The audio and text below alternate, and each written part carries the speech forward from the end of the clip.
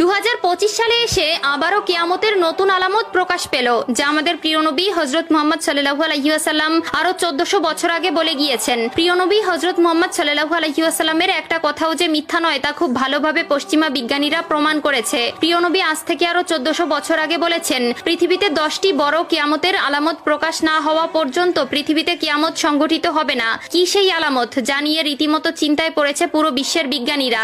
আপনি যদি একজন মুসলিম হয়ে থাকেন তবে ভুলেও ভিডিওটি এড়িয়ে যাবেন না, কারণ আমরা আজকে আপনাদের জানাতে চলেছি প্রকাশিত হওয়া সেই কিয়ামতের আলামত সম্পর্কে। আর আপনি যদি আমাদের প্রিয় নবী হযরত মুহাম্মদ সাল্লাল্লাহু আলাইহি ওয়াসাল্লামকে ভালোবেসে থাকেন তবে অবশ্যই কমেন্ট বক্সে আলহামদুলিল্লাহ কমেন্ট করবেন আর ভিডিওটি শেয়ার করে দিতে ভুলবেন না, কারণ আপনার একটি শেয়ারে আরো অনেক মুসলিম ভাই ও বোনেরা কিয়ামতের এই আলামত সম্পর্কে জানার সুযোগ পাবে। তো চলুন বেশি কথা না বলে শুরু করা যাক আজকের এই ভিডিও। হাদিসে বর্ণিত আছে, কিয়ামত সংঘটিত হওয়ার পূর্বে পুরো পৃথিবী থেকে পবিত্র আল কোরআন উঠিয়ে নেওয়া হবে। প্রিয় দর্শক, কিয়ামতের নিকটবর্তীতার প্রমাণস্বরূপ কিছু আলামত প্রকাশ পাবে। এর মধ্যে কিছু হবে বড় আলামত, আবার কিছু হবে ছোট ছোট আলামত। ইতিমধ্যে পুরো বিশ্বে অসংখ্য কিয়ামতের ছোট আলামত প্রকাশিত হয়েছে।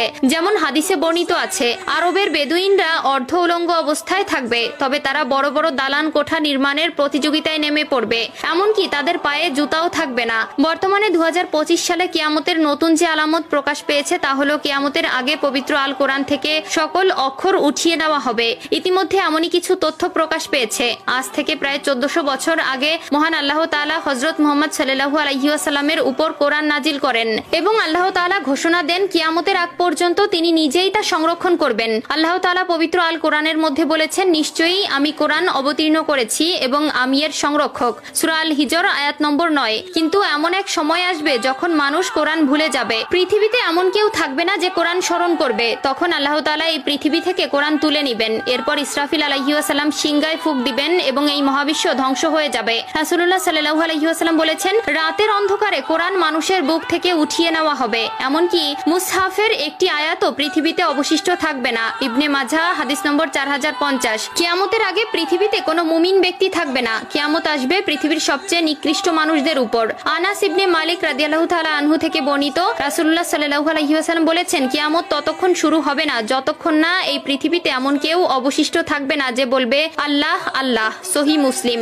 অর্থাৎ কিয়ামতের আগে সকল মুসলিম মারা যাবে। আবু হুরায়রা রাদিয়াল্লাহু তাআলা আনহু থেকে বর্ণিত, রাসূলুল্লাহ সাল্লাল্লাহু আলাইহি ওয়াসাল্লাম বলেছেন, আল্লাহ তাআলা ইয়েমেন থেকে একটি মৃদু বাতাস প্রবাহিত করবেন যা রেশমের মতো মসৃণ হবে। যার অন্তরে এক বিন্দু পরিমাণেও ঈমান থাকবে সে সেই বাতাসে শান্তির মৃত্যুবরণ করবে। সহিহ মুসলিম। এরপর আল্লাহ তাআলা কোরআন পৃথিবী থেকে উঠিয়ে নিবেন এবং মানুষের অন্তর থেকে পৃথিবীর সব মুদ্রিত কোরআনের পাতা থেকে সব অক্ষর উঠে যাবে। যারা একসময় কোরআনের সূরা বা কিছু অংশ জানতো কিন্তু তারা ঈমানদার ছিল না, তাদের অন্তর থেকেও সব মুছে যাবে।